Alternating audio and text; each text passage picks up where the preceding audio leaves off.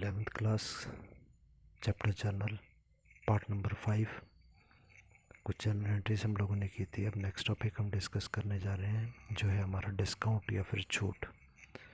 Discount या छूट क्या चीज़ होती है? देखें राइट साइड पे हमने दिया कि हम दुकान पे जाते हैं, 100 रुपीज़ की कोई चीज़ ख़रीद के लाते हैं।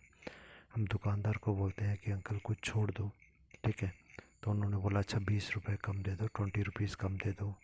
100 रुपीज़ की चीज़ थी, 20 रुपीज़ उसने कम लिए हमसे, तो कितने हमको देने पड़ेंगे? 80 रुपीज़।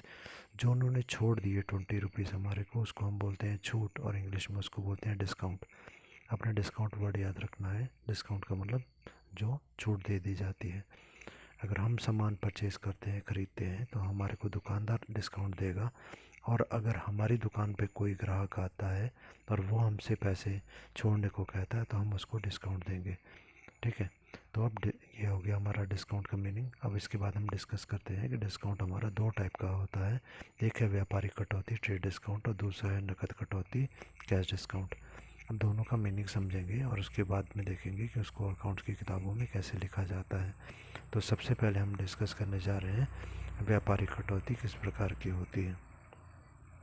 सेकेंड एंट्री हमारे को जो दी गई है वो है व्यापारिक कटौती की, जिसे हम बोलते हैं ट्रेड डिस्काउंट। तो ट्रेड डिस्काउंट शब्द आपने याद रखना है। देखें ट्रेड डिस्काउंट या व्यापारिक कटौती, ट्रेड का मतलब होता है व्यापार। व्यापार को बढ़ाने के लिए ध्यान रखना है, दोनों में कन्फ्यूजन ना हो, इसलिए उसके मीनिंग को कैसे याद रखना है मैं समझा रहा हूँ। ट्रेड होता है व्यापार, तो व्यापार को बढ़ाने के लिए जो डिस्काउंट दिया जाता है उसको व्यापारिक कटौती कहा जाता है, ट्रेड डिस्काउंट कहा जाता है। ट्रेड मतलब होता है व्यापार, ठीक है। तो ट्रेड को बढ़ाने के लिए जो डिस्काउंट दिया जाए वो ट्रेड डिस्काउंट हो गया। ऐसे एग्जांपल के लिए हम लोग टीवी में कई बार विज्ञापन देखते हैं कि हमारे को 3 चीज़ें लेनी है तो उसके साथ एक चीज़ हमको फ्री मिल जाएगी, ठीक है। इसका मतलब अगर ये योजना नहीं बनाई होती कंपनी ने तब क्या होना था? तब ये होना था कि ग्राहक ने एक ही चीज़ खरीदनी थी, ठीक है। तब कंपनी ने क्या किया, उसको मजबूर किया कि आप एक साथ 4 चीज़ें खरीदो ताकि कंपनी की बिक्री बढ़े। और इसके लिए वो क्या कर रहे हैं, 3 के साथ एक चीज़ को मुफ्त में दे रहे हैं, मतलब एक चीज़ डिस्काउंट के रूप में दे रहे हैं। तो जब बिक्री को बढ़ाने के लिए कोई डिस्काउंट दिया जाता है तो उसको हमने कहा ट्रेड डिस्काउंट या व्यापारिक कटौती, ठीक है। तब दूसरे टाइप का डिस्काउंट हमारा होता है जिसे हम नकद कटौती या कैश डिस्काउंट बोलते हैं। अब कैश डिस्काउंट का क्या मतलब होता है वो समझेंगे। हमारी दुकान पे एक ग्राहक आया, उसने 10,000 रुपीज़ का सामान ख़रीदा, ठीक है। वो बोलता है कि मुझे 10,000 रुपये का सामान दे दो। हमने सामान उसको दिया। जब पैसे की बारी आई तो बोलता है कि हम आपको पैसे अगले महीने की पहली तारीख को दे देंगे। अब हमारे को ये लालच है कि अगर ग्राहक मुझे अभी पैसे देता है तो मैं और सामान ले आता खरीद के, और मेरा और व्यापार जो था चल पड़ना था और चीज़ें बिक जानी थी और लाभ हो जाना था। पर अगर वो मुझे 1 महीने के बाद पैसे देगा तो 1 महीने तक तो मेरा पैसा फंस गया। तो मैं ये चाहता हूँ कि वो मुझे पैसा अभी दे दे, और ग्राहक ये चाहता है कि चलो मुझे 1 महीने का टाइम दे मिल जाए और मैं 1 महीने के बाद पैसे दे दूँगा। तो मैं उसको एक लालच देता हूँ कि अगर आप मुझे अभी पैसे दे दोगे तो मैं आपको 20 रुपीज़ का डिस्काउंट दे देता हूँ, कि अगर आपने अभी मुझे पैसे दे दिए तो मुझे 80 रुपीज़ दे देना, 20 रुपीज़ मैंने छोड़ देता हूँ। और अगर आपने 2-4 दिन के बाद पैसे दिए तब तो पूरे ही देने पड़ेंगे। तो ग्राहक भी इस लालच में आता है कि मुझे अभी पैसे देने पर 20 रुपीज़ बच रहे हैं, तो वो मुझे तुरंत पेमेंट कर देगा, जल्दी पैसा दे देगा डिस्काउंट लेने के लालच में। तो जल्दी कैश प्राप्त करने के बदले में जो डिस्काउंट दिया जाता है उसको नकद कटौती या कैश डिस्काउंट कहा जाता है, ठीक है। तो जो एंट्रीज हमने देखे इसके नीचे बनाई हुई है। पहला वाला केस हमारा है जिसमें हमने लिखा cash account debit discount account debit to sales account, ठीक है। ये वाली जो एंट्री है ये एंट्री कैश डिस्काउंट के केस में की जाती है। देखिए कैसे। कैश डिस्काउंट के केस में हमने पहले एंट्री की कैश अकाउंट डेबिट। कैश कौन से टाइप का अकाउंट है? देखो ये एंट्री है सामान को बेचने की, ठीक है। हमने सामान बेचा, जब सामान बेचा तो हमें क्या मिला? पैसा मिला, कैश मिला। कैश कौन से टाइप का अकाउंट हो गया? जिसे देखा छुआ जा सकता है, वो रियल अकाउंट हो गया। तो डेबिट व्हाट कम्स इन, हमारे पास क्या आ गया? कैश आ गया, तो हम लिखेंगे कैश अकाउंट डेबिट, ठीक है।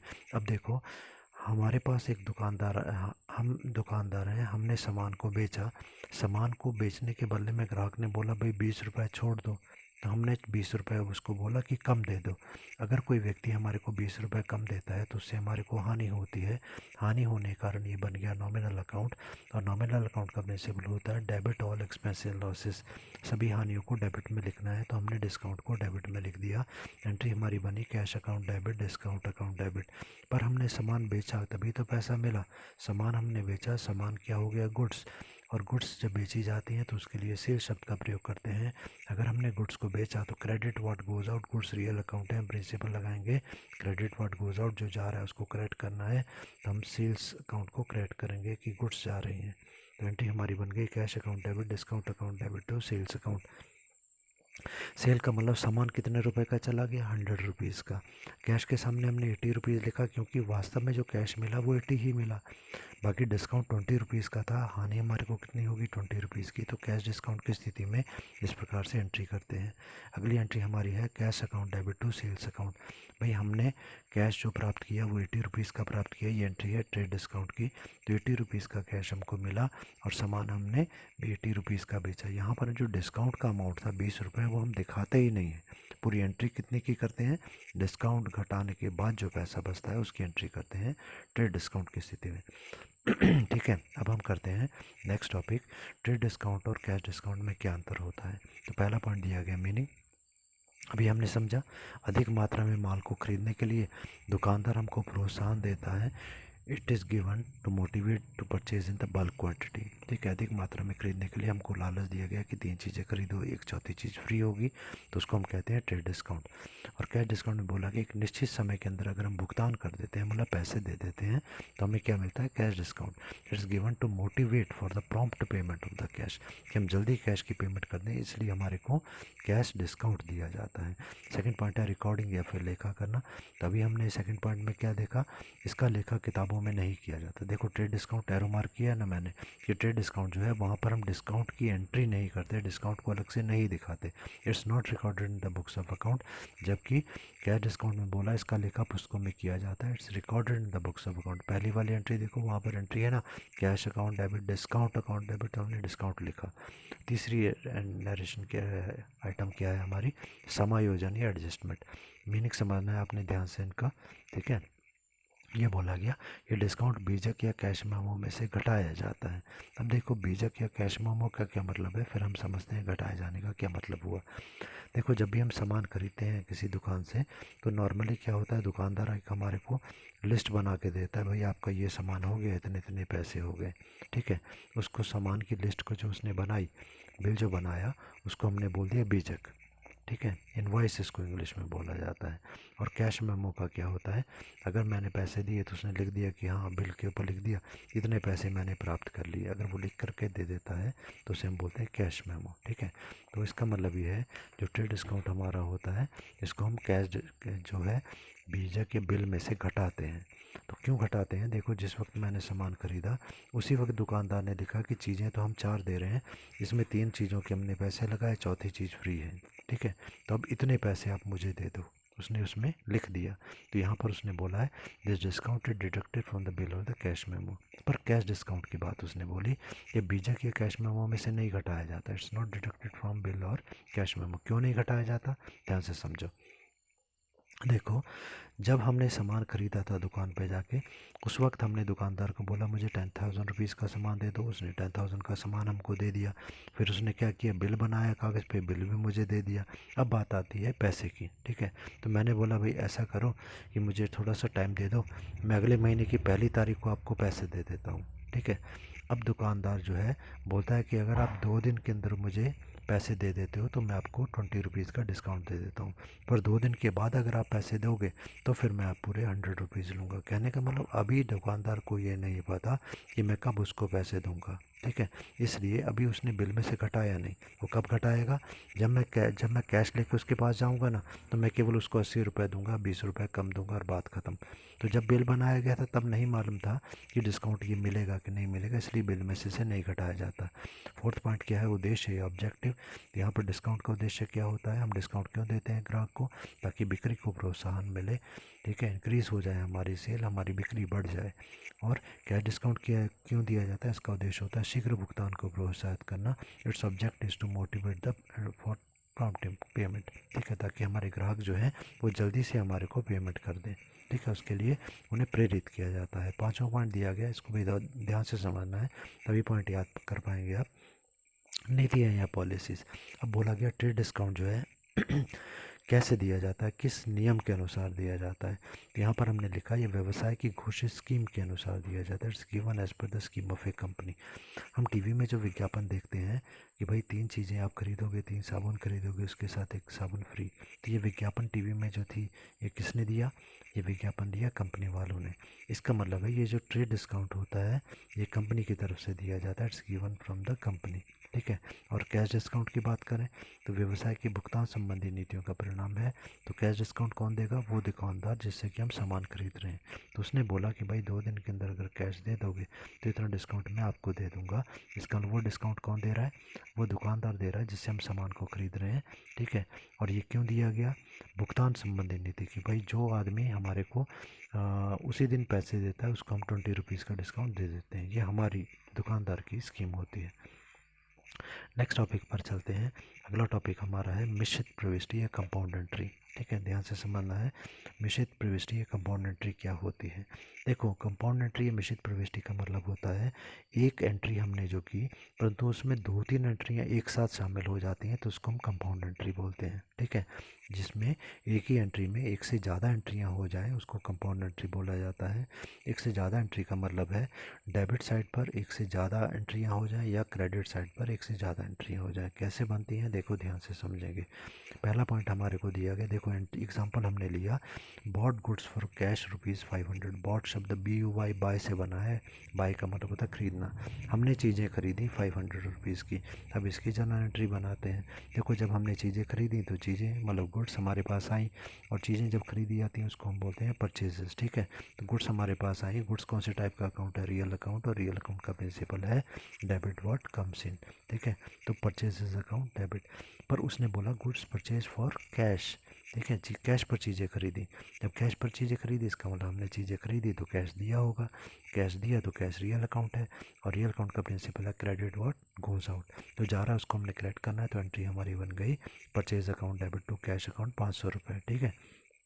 दूसरी एंट्री इसके नीचे देखेंगे बॉट गुड्स फ्रॉम के से हमने चीज़ें खरीदी कितने रुपए की, 300 रुपये की, ठीक है। अब के से चीज़ें खरीदी हैं, चीज़ें खरीदी तो चीज़ें हमारे पास आ गई, सेम चीज़ गुड्स हमारे पास आई, डेबिट व्हाट कम्स इन, तो हमने लिखा परचेज अकाउंट डेबिट।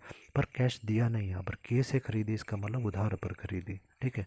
उधार पर खरीदी तो हम क्रेडिट साइड पर लिखते हैं क्रेडिट द गिवर, ठीक है। देने वाले का नाम क्रेडिट साइड पर लिखा जाता है, या फिर लाइबिलिटी भी हमारी होती है क्रेडिट साइड पर, ठीक है। तो हमने के को क्रेडिट में लिखा, एंट्री बन गई परचेज अकाउंट डेबिट टू के अकाउंट 300 रुपया हो गया। अब तीसरी एंट्री देखो, उसमें भी उसने बोला है बॉट गुड्स फ्रॉम टी कोई व्यक्ति है, उससे 700 रुपीज़ की चीज़ें हमने खरीदी, चीज़ें खरीदी तो हमारे पास चीज़ें आ गई, चीज़ें आ गई तो डेबिट व्हाट कम्स इन क्या आया, गुड्स, रियल अकाउंट का प्रिंसिपल है ना गुड्स, तो उसका प्रिंसिपल लगाया debit what comes in, again purchase account debit हो गया। किससे खरीदी चीज़ें, टी से खरीदी, तो क्रेडिट द गिवर कौन हो गया, टी हो गया, ठीक है, या फिर लाइबिलिटी हमारी टी हो गई। तो एंट्री हमारी बन गई purchase account debit to T account. ये तो हमने एंट्रियाँ कर दी, जनरल एंट्रियाँ, नॉर्मल एंट्रीज जो हमारी होती हैं वो हमने कर दी। अब इन 3 एंट्रीज जो हैं, इन तीनों एंट्रियों को मिला करके एक एंट्री बनाई जाती है जिसमें तीनों एंट्रियाँ आ जाएंगी, उसको हम बोलेंगे कंपाउंड जनरल एंट्री, ठीक है। अब कैसे एंट्री बनाते हैं ध्यान से देखेंगे हम लोग। एक और चीज़ देखनी है कि जब ये कंपाउंड एंट्री बनाई जाती है तो इसमें पहली चीज़ ये है कि 2 नियम इसके होते हैं कंपाउंड एंट्री बनाने के। यदि इन दोनों नियमों का पालन किया जाए तभी कंपाउंड एंट्री बनती है, नहीं तो हम नहीं बना सकते। पहला नियम तो ये, जैसे हम 3 एंट्रियों को आपस में मिला रहे हैं तो ये तीनों एंट्री एक ही डेट की, एक ही तारीख की होनी चाहिए। जैसे तीनों एंट्रियाँ जो हैं 31 दिसंबर 2020 की हैं, ठीक है, तीनों एंट्रियों की तारीख सेम हो गई। अब दूसरी बात उसने बोली तीनों एंट्रियों की प्रकृति नेचर भी एक ही होना चाहिए। प्रकृति नेचर का क्या मतलब हुआ कि जैसे देखो पहली वाली एंट्री में डेबिट साइड पे क्या लिखा हमने, परचेज अकाउंट डेबिट। दूसरी वाली एंट्री में डेबिट साइड पर क्या लिखा, अगेन परचेज अकाउंट डेबिट। और तीसरी वाली एंट्री के फिर डेबिट में क्या लिखा, परचेज अकाउंट डेबिट। मतलब तीनों की एक साइड जो है वो कॉमन आ गई, ठीक है, समान आ गई। तो अब पहली एंट्री को देखो, हम क्या करेंगे। पहली एंट्री हमारी जो है उसमें परचेज अकाउंट डेबिट लिखा ना 500 रुपया, तो हमने राइट साइड पे देखो लिखा परचेज अकाउंट डेबिट और ब्रैकेट में लिखा है 500 रुपये, ठीक है। उसके बाद अगला आगे क्या लिखा है एंट्री में, पहली वाली में टू कैश, ठीक है। इसके आगे ये 500 आएगा ना, तो परचेज अकाउंट डेबिट के नीचे हम लिखेंगे टू कैश और उस कैश के आगे लिखेंगे 500 रुपया, ठीक हो गया। अब दूसरी एंट्री देखो, दूसरी एंट्री क्या है, फिर लिखा है परचेज अकाउंट डेबिट, ठीक है। तो अब हमने परचेज अकाउंट डेबिट दोबारा नहीं लिखना, वो जो परचेज अकाउंट डेबिट पहली बार ही लिखा था ना, उसके आगे ही लिख दो सीधा 300 रुपया, और ये परचेज अकाउंट में 300 रुपया और आ गया, ठीक है। अब दूसरी वाली एंट्री के क्रेडिट में क्या लिखा है दूसरी लाइन में, टू के अकाउंट, तो अब हम उसके नीचे लिख देंगे टू के अकाउंट, और के सामने कितना रुपये, 300 रुपया, वो हमने लिख दिया। अब आते हैं तीसरी एंट्री पर, फिर परचेज अकाउंट लिखा है डेबिट और उसके आगे अमाउंट है 700 रुपया, तो फिर एंट्री में देखो कंपाउंड एंट्री जो हमने बनाई उसमें हमने परचेज अकाउंट डेबिट जहाँ पर 500 + 300 लिखा था वहाँ ये 700 और लिख दो, ठीक है। ये भी हमने लिख दिया, पर उसकी क्रेडिट साइड पे क्या लिखा था, टू टी अकाउंट, तो हमने टू टी अकाउंट लिख दिया आगे 700 रुपया, ठीक है। ये मैंने आपको समझाने के लिए लिखा है 500 + 300 + 700। हम क्या करते हैं, तीनों को जोड़ करके इकट्ठा ही लिखते हैं। तीनों का जोड़ कितना आ गया, 1500 रुपया। कैश के आगे 500 रुपया, के आगे 300 रुपया, टी के आगे 700 रुपया, 5, 3 और 7 कितने हो गए, 1500। तो ये ध्यान रखना है कि जब भी एंट्री होती है उसकी डेबिट और क्रेडिट साइड का टोटल जो होता है वो हमेशा बराबर आता है। तो ये हमने पढ़ा कंपाउंड जर्नल एंट्री के बारे में।